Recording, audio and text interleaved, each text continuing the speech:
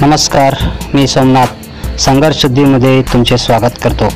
काही दिवसापासून बेळगाव येथील शास्त्रीनगरमध्ये 15 फूट अजगर दिसल्याने येथील नागरिक भयभीत झाले होते।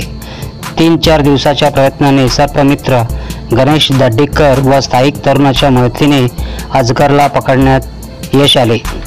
बुधवारी त्या अजगरला वन खात्याकडे सोपविण्यात आले। त्यावेळी वन खात्यातील DFO RV अमरनाथन, ACF Mallinath कुशनाळ, RFO RS डंबर्गी, Vinay Gowdar, MA किल्लेदार उपस्थित होते।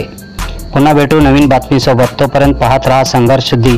आवडला तर शेअर करा आणि सबस्क्राईब करायला विसरू नका। धन्यवाद।